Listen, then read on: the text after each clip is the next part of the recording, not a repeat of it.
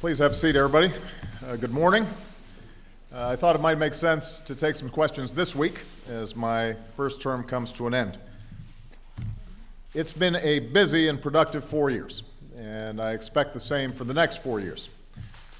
I intend to carry out the agenda that I campaigned on, an agenda for new jobs, new opportunity, and new security for the middle class. Now, right now our economy is growing, and our businesses are creating new jobs. So we are poised for a good year if we make smart decisions and sound investments, and as long as Washington politics don't get in the way of America's progress. As I said on the campaign, one component to growing our economy and broadening opportunity for the middle class is shrinking our deficits in a balanced and responsible way. And for nearly 2 years now, I've been fighting for such a plan, one that would reduce our deficits by $4 trillion over the next decade, which would stabilize our debt and our deficit in a sustainable way for the next decade. That would be enough not only to stop the growth of our debt relative to the size of our economy, but it would make it manageable, so it doesn't crowd out the investments we need to make in people and education and job training and science and medical research, all the things that help us grow. Now, step by step, we've made progress towards that goal. Over the past 2 years, I've signed into law about $1.4 trillion in spending cuts. 2 weeks ago, I signed into law more than $600 billion in new revenue by making sure the wealthiest Americans begin to pay their fair share. When you add the money that will save in interest payments on the debt, altogether, that adds up to a total of about $2.5 trillion in deficit reduction over the past 2 years, not counting the $400 billion already saved from winding down the wars in Iraq and Afghanistan. So we've made progress. We are moving towards our ultimate goal of getting to a $4 trillion reduction. And there will be more deficit reduction when Congress decides what to do about the $1.2 trillion in automatic spending cuts that have been pushed off until next month. The fact is, though, we can't finish the job of deficit reduction through spending cuts alone. The cuts we've already made to priorities other than Medicare, Medicaid, Social Security, and defense mean that we spend on everything from education to public safety less as a share of our economy than has been true for a generation. And that's not a recipe for growth. So we've got to do more both to stabilize our finances over the medium and long term, but also spur more growth in the short term. Now, I've said I'm open to making modest adjustments to programs like Medicare to protect them for future generations. And I've also said that we need more revenue through tax reform by closing loopholes in our tax code for the wealthiest Americans. If we combine a balanced package of savings from spending on health care and revenues from closing loopholes, we can solve the deficit issue without sacrificing our investments in things like education that are going to help us grow. Turns out the American people agree with me. They listened to an entire year's debate over this issue, and they made a clear decision about the approach they prefer. They don't think it's fair, for example, to ask a senior to pay more for his or her health care or a scientist to shut down life-saving research so that a multimillionaire investor can pay less in tax rates than a secretary. They don't think it's smart to protect endless corporate loopholes and tax breaks for the wealthiest Americans rather than rebuild our roads and our schools, invest in our workers' skills, or help manufacturers bring jobs back to America. So they want us to get our books in order in a balanced way, where everybody pulls their weight, everyone does their part. That's what I want as well.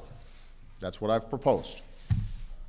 And we can get it done, but we're going to have to make sure that people are looking at this in a responsible way rather than just through the lens of politics.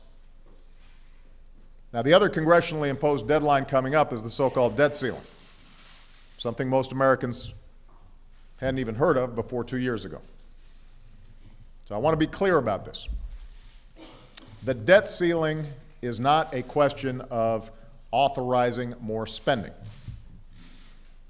Raising the debt ceiling does not authorize more spending. It simply allows the country to pay for spending that Congress has already committed to. These are bills that have already been racked up, and we need to pay them. So while I'm willing to compromise and find common ground over how to reduce our deficits, America cannot afford another debate with this Congress about whether or not they should pay the bills they've already racked up. If congressional Republicans refuse to pay America's bills on time, Social Security checks and veterans benefits will be delayed. We might not be able to pay our troops or honor our contracts with small business owners. Food inspectors, air traffic controllers, specialists who track down loose nuclear materials wouldn't get their paychecks. Investors around the world will ask if the United States of America is, in fact, a safe bet. Markets could go haywire. Interest rates would spike for anybody who borrows money. Every homeowner with a mortgage, every student with a college loan, every small business owner who wants to grow and hire. It would be a self-inflicted wound on the economy. It would slow down our growth, might tip us into recession, and ironically, would probably increase our deficit. So to even entertain the idea of this happening, of the United States of America not paying its bills, is irresponsible. It's absurd. As the Speaker said 2 years ago, it would be, and I'm quoting Speaker Boehner now, a financial disaster not only for us, but for the worldwide economy. So we've got to pay our bills. And Republicans in Congress have two choices here. They can act responsibly and pay America's bills, or they can act irresponsibly and put America through another economic crisis. But they will not collect a ransom in exchange for not crashing the American economy. The financial well-being of the American people is not leverage to be used. The full faith and credit of the United States of America is not a bargaining chip. And they'd better choose quickly because time is running short. The last time Republicans in Congress even flirted with this idea, our AAA credit rating was downgraded for the first time in our history. Our business has created the fewest jobs of any month in nearly the past 3 years. And ironically, the whole fiasco actually added to the deficit. So it shouldn't be surprising, given all this talk, that the American people think Washington is hurting rather than helping the country at the moment. They see their representatives consumed with partisan brinksmanship over paying our bills, while they overwhelmingly want us to focus on growing the economy and creating more jobs. So let's finish this debate. Let's give our businesses and the world the certainty that our economy and our reputation are still second to none. We pay our bills, we handle our business, and then we can move on because America has a lot to do. We've got to create more jobs, we've got to boost the wages of those who have work, we've got to reach for energy independence, we've got to reform our immigration system, we've got to give our children the best education possible, and we've got to do everything we can to protect them from the horrors of gun violence. And let me say I'm grateful to Vice President Biden for his work on this issue of gun violence and for his proposals, which I'm going to be reviewing today and I will address in the next few days, and I intend to vigorously pursue. So with that, I'm going to take some questions, and I'm going to start with Julie Pace of AP, and I want to congratulate Julie for this new important job. Thank you very much. Yeah. I wanted to ask about gun violence. Mm-hmm. Today marks the 1 month anniversary of the shooting in Newtown, which seemed to generate some momentum for reinstating the assault weapons ban. But there's been fresh opposition to that ban from the NRA, and even Harry Reid has said that he questions whether it could pass Congress. Given that, how hard will you push for an assault weapons ban? And if one cannot pass Congress, what other measures would need to be included in a broad package in order to curb gun violence successfully? Right. Well, as I said, the Vice President and a number of members of my cabinet went through a very thorough process over the last month, meeting with a lot of stakeholders in this, including the NRA, listened to proposals from all quarters, and they've presented me now with a list of sensible, common sense steps that can be taken to make sure that the kinds of violence we saw at Newtown doesn't happen again. I'm going to be meeting with the Vice President today. I expect to have a fuller presentation later in the week to give people some specifics about what I think we need to do. My starting point is not to worry about the politics. My starting point is to focus on what makes sense, what works. What should we be doing to make sure that our children are safe, that we're reducing the incidence of gun violence. And I think we can do that in a sensible way that comports with the Second Amendment. And then members of Congress, I think, are going to have a debate and examine their own conscience. Because, you know, if in fact, and I believe this is true, everybody across party lines was as deeply moved and saddened as I was by what happened in Newtown, then you know, we're going to have to vote based on what we think is best. We're going to have to come up with answers that set politics aside, and that's what I expect Congress to do. But what you can count on is that the things that I've said in the past, the belief that we have to have stronger background checks, that we can do a much better job in terms of keeping these magazine clips with high capacity out of the hands of folks who shouldn't have them, an assault weapons ban that is meaningful, that those are things I continue to believe make sense. Okay, will all of them get through this Congress? I don't know. But what's uppermost in my mind is making sure that I'm honest with the American people and with members of Congress about what I think will work, what I think is something that will make a difference. And to repeat what I've said earlier, if there is a step we can take that will save even one child from what happened in Newtown, we should take that step. I'll present the details later in the week. Chuck Todd, NBC. Thank you, sir. As you know, Senate Democrats, Harry Reid sent you a letter begging you, essentially, to consider some sort of executive action on this debt ceiling issue. I know you've said you're not negotiating on it. Your administration has ruled out the various ideas that have been out there, the 14th Amendment, but just this morning, one of the House Democratic leaders, Jim Clyburn, asked you to use the 14th Amendment and even said sometimes that's what it takes. He brought up the Emancipation Proclamation as saying it took executive action when Congress wouldn't act, and he compared the debt ceiling to that. So are you considering a plan B? And if not, why not? Well, Chuck, the issue here is whether or not America pays its bills. We are not a deadbeat nation. And so there's a very simple solution to this. Congress authorizes us to pay our bills. Now, if the House and the Senate want to give me the authority so that they don't have to take these tough votes, if they want to put the responsibility on me to raise the debt ceiling, I'm happy to take it. Mitch McConnell, the Republican leader in the Senate, had a proposal like that last year, and I'm happy to accept it. But if they want to keep this responsibility, then they need to go ahead and get it done. And you know, there are no magic tricks here. There are no loopholes. There are no easy outs. This is a matter of Congress authorizes spending. They order me to spend. They tell me you need to fund our Defense Department at such and such a level.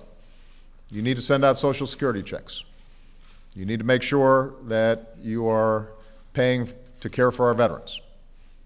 They lay all this out for me, and because they have the spending power, and so I am required by law to go ahead and pay these bills. Separately, they also have to authorize a raising of the debt ceiling in order to make sure that those bills are paid. And so what Congress can't do is tell me to spend X and then say, but we're not going to give you the authority to go ahead and pay the bills. And I just want to repeat, because I think sometimes the American people understandably aren't following all the debates here in Washington. Raising the debt ceiling does not authorize us to spend more. All it does is say that America will pay its bills. And we are not a deadbeat nation. And the consequences of us not paying our bills, as I outlined in my opening statement, would be disastrous. So I understand the impulse to try to get around this in a simple way. But there's one way to get around this. There's one way to deal with it, and that is for Congress to authorize me to pay for those items of spending that they have already authorized. And the notion that Republicans in the House, or maybe some Republicans in the Senate, would suggest that in order for us to get our way on our spending priorities, that we would risk the full faith and credit of the United States, that I think is not what the founders intended. That's not how I think most Americans think our democracy should work. They've got a point of view. Democrats in Congress have a point of view. They need to sit down and work out a compromise. You just outlined an entire rationale for why this can't happen. Yeah. And and you're not negotiating on the debt ceiling. Yeah. So if you're not negotiating, and they say you have to negotiate, and you're not considering another plan B, then we just wait it out. And we do see all these things happen. Well, look, Chuck, there's a pretty straightforward way of doing this, and that is to set the debt ceiling aside. We pay our bills, and then we have a vigorous debate about how we're going to do further deficit reduction in a balanced way.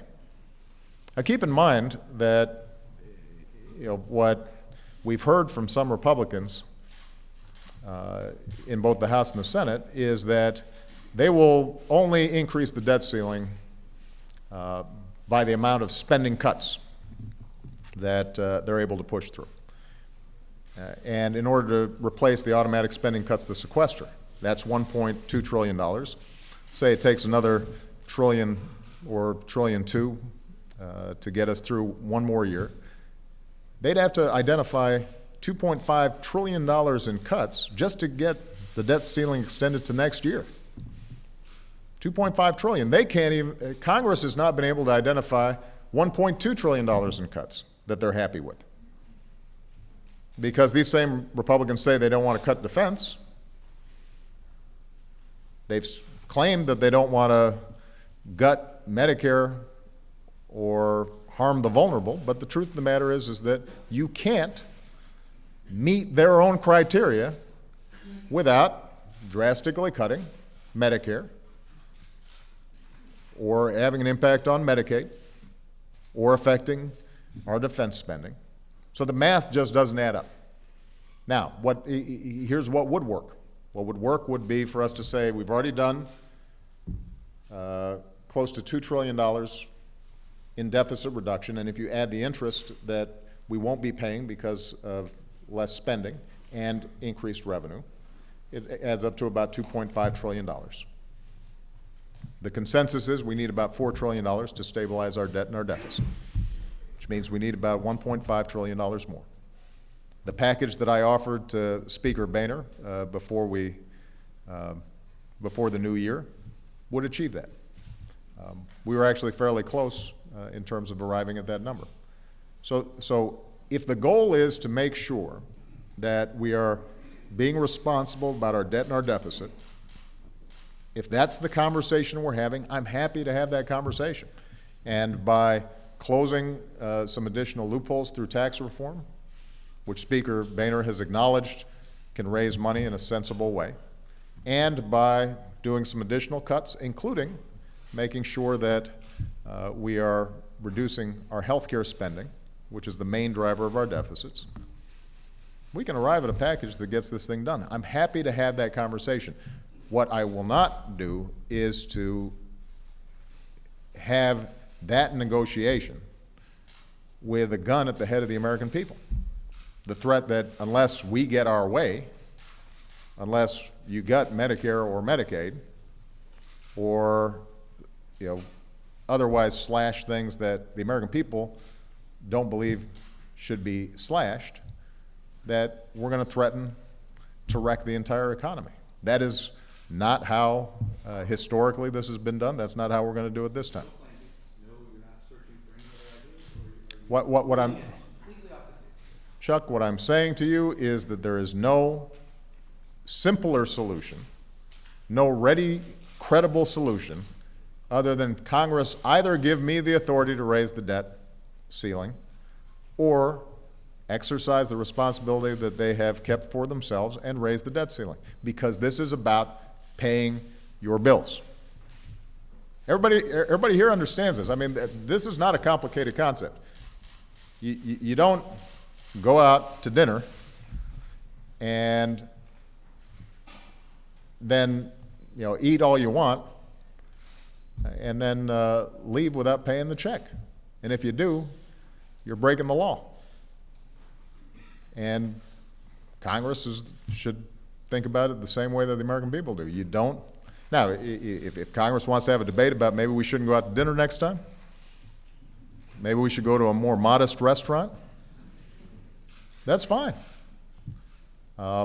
That's a debate that we should have. But you don't say, in order for me to control my appetites, I'm going to not pay the people who already provided me services, people who already lent me the money. That's not showing any discipline. All that's doing is not meeting your obligations. You can't do that. And that's not a credible way to run this government. We've got to stop lurching from crisis to crisis to crisis when there's this clear path ahead of us that simply requires some discipline, some responsibility, and some compromise. That's where we need to go. That's how this needs to work. Major Garrett.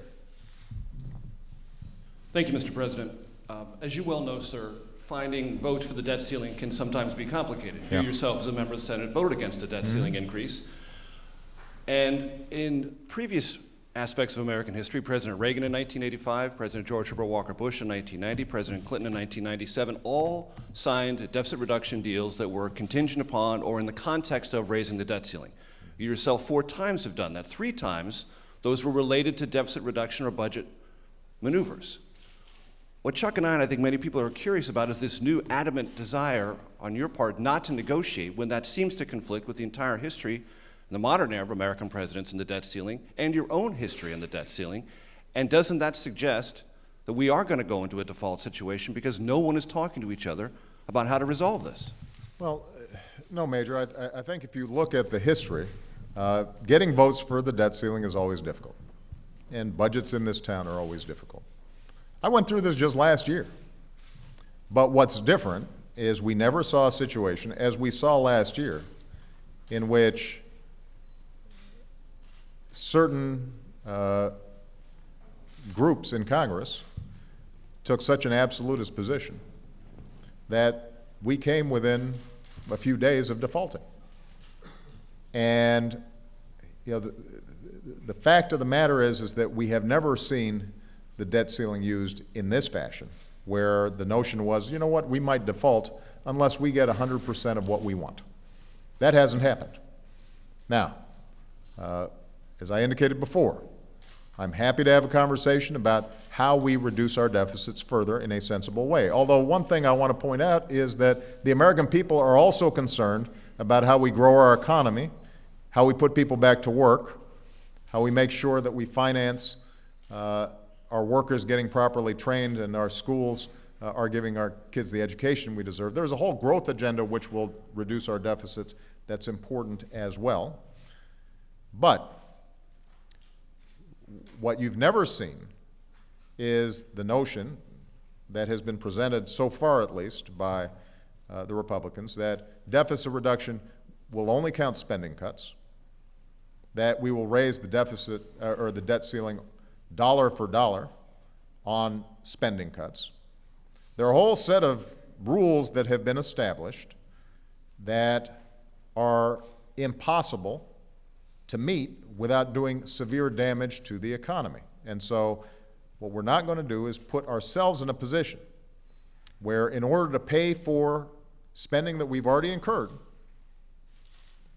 that our two options are we're either going to profoundly hurt the economy and hurt middle-class families and hurt seniors and hurt kids who are trying to go to college, or alternatively, we're going to blow up the economy. We're not going to do that. Therefore, you're open to 1 to 3 month extensions to debt ceiling. Whatever Congress sends you, you're okay. No, not whatever Congress sends me. They're going to have to send me something that's sensible. And we shouldn't be doing this. We shouldn't be doing this on a 1 to 3 month time frame. Why would we do that? This is the United States of America, Major. We can't manage our affairs in such a way that we pay our bills and we provide some certainty in terms of how we pay our bills? Hey, look, I don't think anybody would consider my position unreasonable here. I have. But why does it presuppose the need to negotiate and talk about this on a daily basis? Because if default is the biggest threat to the U.S. economy, why not talk about it? Major, I am happy to have a conversation about how we reduce our deficits. I'm not going to have a monthly or every 3 months conversation about whether or not we pay our bills, because that in and of itself does severe damage. Even the threat of default hurts our economy. It's hurting our economy as we speak. We shouldn't be having that debate. If we want to have a conversation about how to reduce our deficit, let's have that. We've been having that for the last 2 years. We just had an entire campaign about it. And by the way, the American people agreed with me that we should reduce our deficits in a balanced way that also takes into account the need for us to grow this economy and put people back to work. And despite that conversation, and despite the election results, the position that's been taken on the part of some House Republicans is that, nope, we got to do it our way. And if we don't, we simply won't pay America's bills. Well, you know, that can't be a position that is sustainable over time. It's not one that's good for the economy now. It's certainly not going to be the kind of precedent that I want to establish, not just for my presidency, but for future presidents. Even if it was on the other side. You know, Democrats don't like voting for the debt ceiling when a Republican's president, and yet but you never saw a situation in which Democrats suggested somehow that we would go ahead and default if we didn't get 100% of our way. That's just not how it's supposed to work. John Carl. Thank you, Mr. President.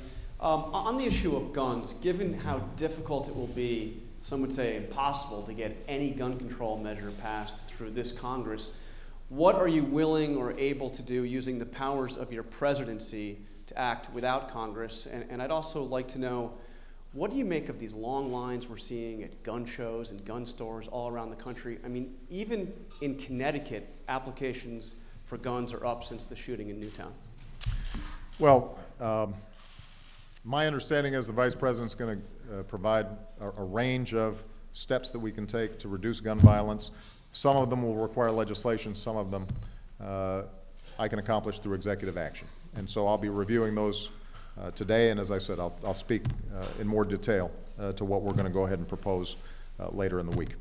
But I'm confident that there are some steps that we can take that don't require legislation and that are within my authority as president. And where you get a step that has the opportunity to reduce the possibility of gun violence, then I want to go ahead and take it.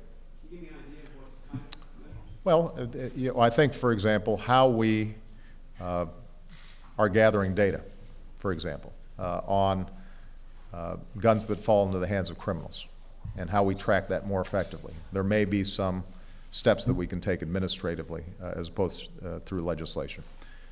As far as people lining up and purchasing more guns, I think that we've seen for some time now that those who oppose any common sense gun control or gun safety measures have a pretty effective way of ginning up fear on the part of gun owners that somehow the federal government's about to take all your guns away. And that there's probably an economic element to that. It obviously is good for business, but I think that those of us who look at this problem have repeatedly said that responsible gun owners, people who have a gun for protection, for hunting, for sportsmanship, they don't have anything to worry about. The issue here is not whether or not we believe in the Second Amendment. The issue is, are there some sensible steps that we can take to make sure that somebody like the individual in Newtown can't walk into a school and gun down a bunch of children in a shockingly rapid fashion. And surely we can do something about that. But part of the challenge that we confront is that even the slightest hint of some sensible, responsible legislation in this area fans this notion that somehow here it comes and that everybody's guns are going to be taken away.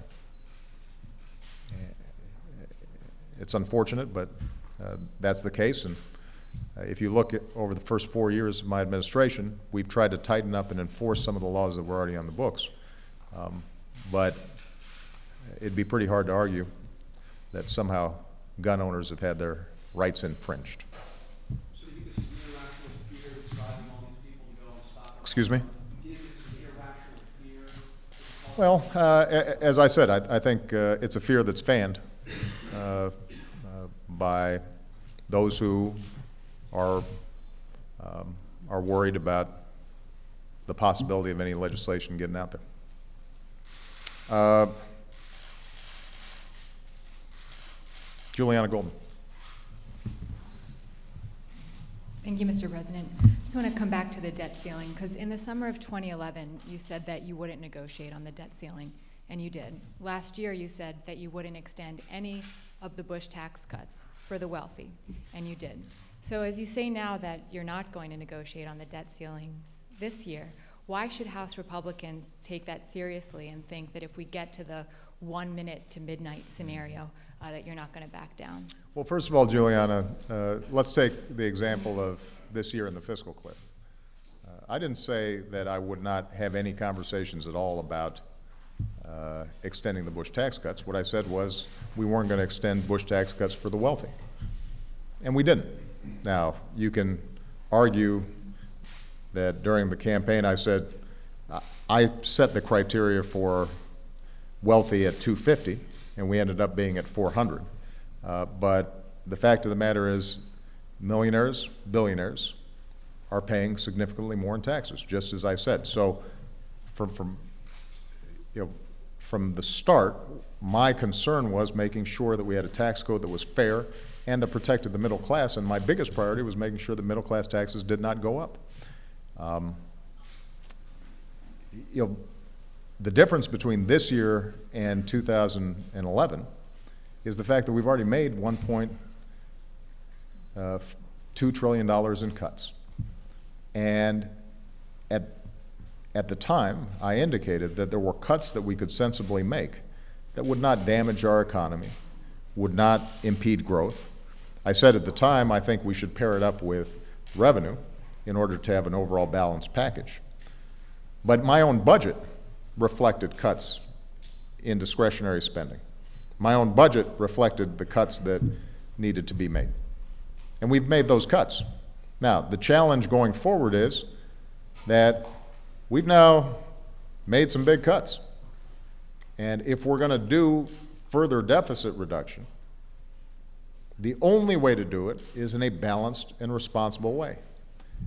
The alternative is for us to go ahead and cut commitments that we've made on things like Medicare or Social Security or Medicaid, and for us to fundamentally change commitments that we've made to make sure that seniors don't go into poverty, or that children who are disabled are properly cared for. For us to change that contract we've made with the American people, rather than look at options like closing loopholes for corporations that they don't need, that points to a long-term trend in which we have fundamentally, I think, undermined what people expect out of this government, which is that parties sit down, they negotiate, they compromise, but they also reflect the will of the American people, that you don't have one narrow faction that is able to simply dictate 100% of what they want all the time, or otherwise threaten that we destroy the American economy. Another way of putting it is, we got to break the habit of negotiating through crisis over and over again. And now's as good of a time as any at the start of my second term, because if we continue down this path, then there's really no stopping the principle. I mean, literally, even in divided government, even where we've got a Democratic president and a Democratic Senate, then a small group in the House of Representatives could simply say, every 2 months, every 3 months, every 6 months, every year, we are going to more and more change the economy in ways that we prefer, despite strong objections of Americans all across the country, or otherwise we're going to have America not pay its bills. And that is no way for us to do business. And by the way, I would make the same argument if it was a Republican president and a Republican Senate, and you had a handful of Democrats who were suggesting that we are going to hijack the process and make sure that either we get our way 100% of the time, or otherwise we are going to default on America's obligations.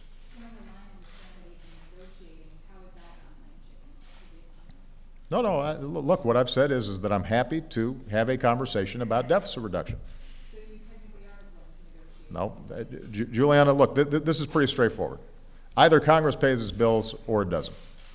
Now, and they want to keep this responsibility, if John Boehner and Mitch McConnell think that they can come up with a plan that somehow meets their criteria that they've set for why they will,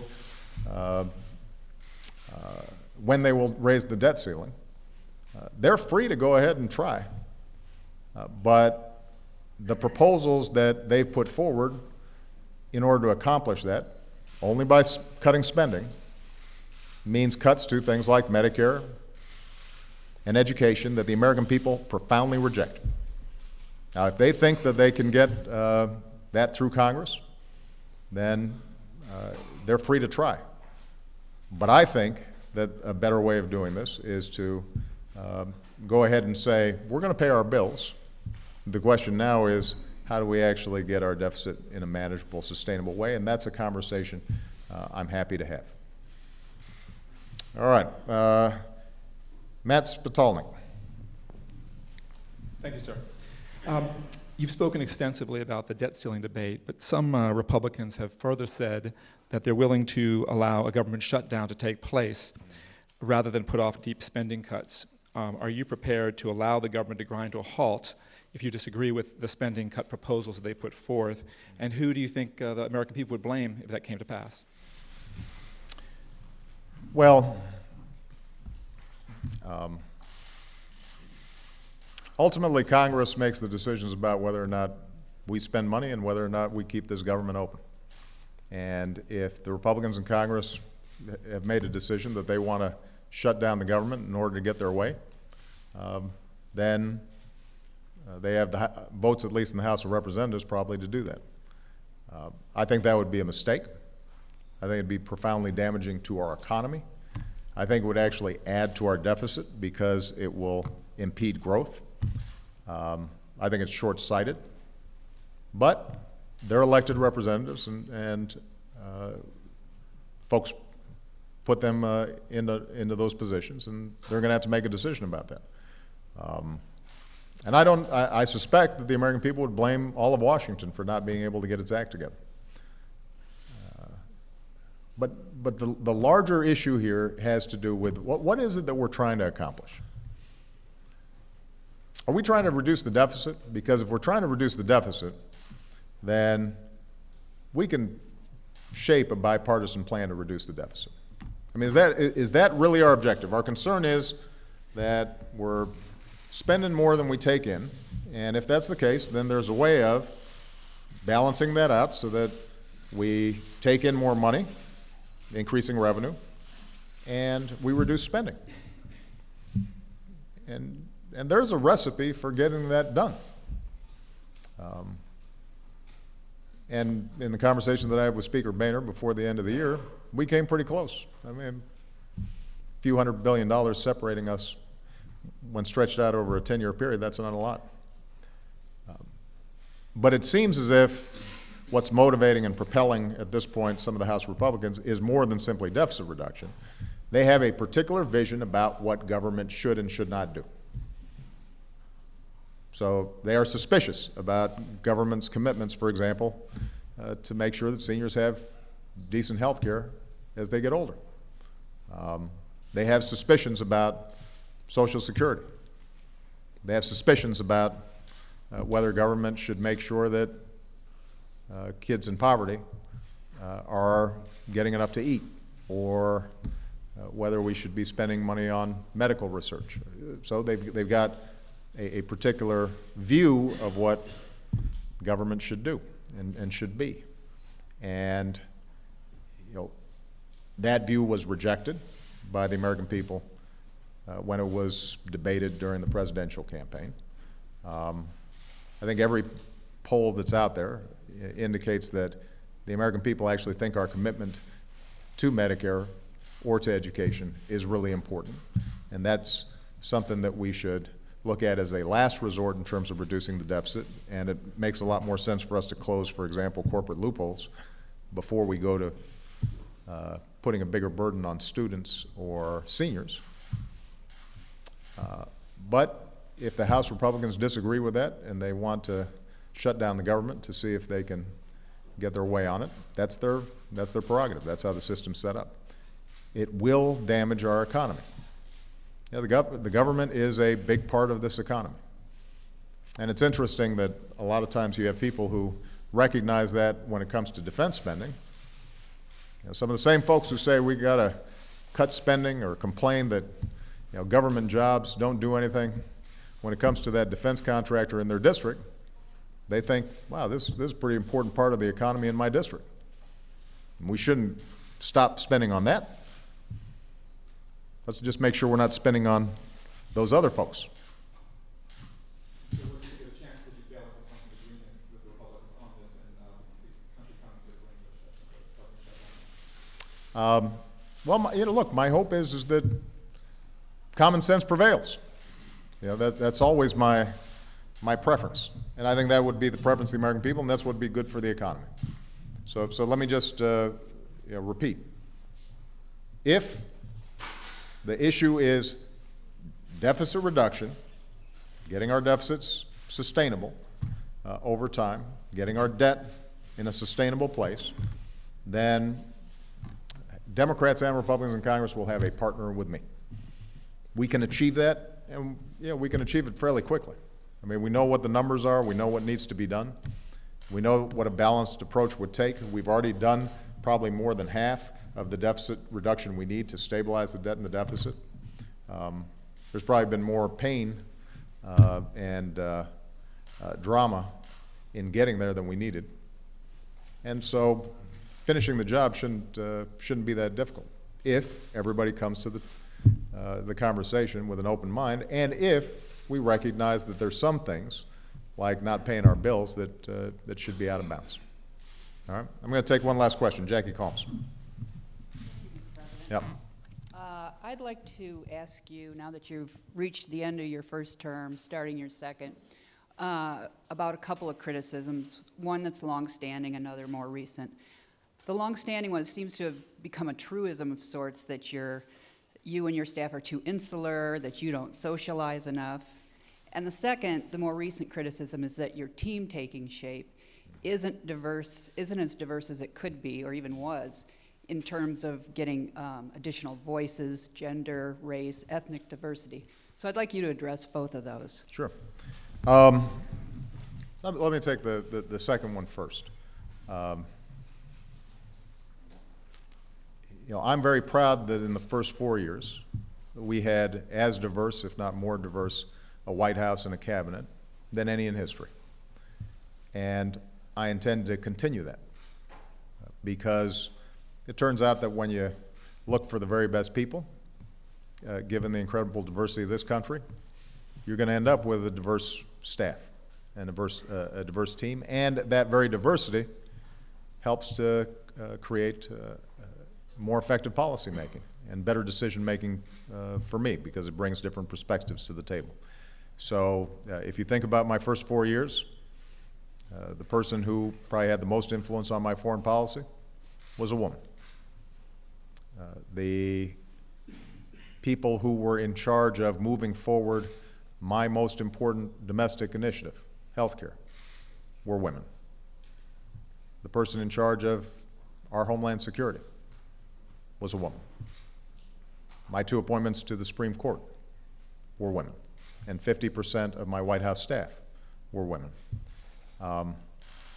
So I think people should expect that that record will be built upon during the next 4 years. Now, what I've made 4 appointments so far, and one woman, admittedly a high-profile one, is leaving the administration, has already left the administration, and I have made a replacement. But I would just suggest that everybody kind of wait until they've seen all my appointments, who's in the White House staff and who's in my cabinet, before they rush to judgment.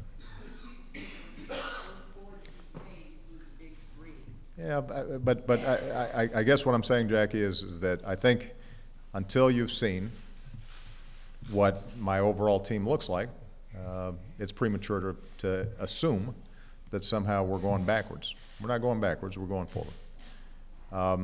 With respect to this truism about me not socializing enough and patting folks on the back and all that stuff, most people who know me know I'm a pretty friendly guy. And I like a good party. And the truth is that when I was in the Senate, I had great relationships over there, and up until the point that I became president, this was not an accusation that you heard very frequently.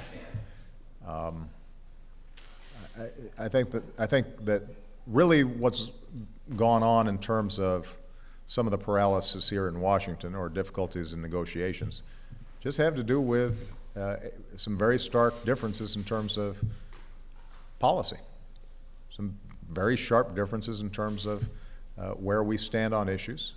And if you think about, let's say, myself and Speaker Boehner, I like Speaker Boehner personally. And when we went out and played golf, we had a great time, but that didn't get a deal done in 2011. When I'm over here at the congressional picnic and folks are coming up and taking pictures with their family, I promise you, Michelle and I are very nice to them, and we have a wonderful time. But it doesn't prevent them from going under the floor of the House and, blasting me for being a big spending socialist. And the reason that,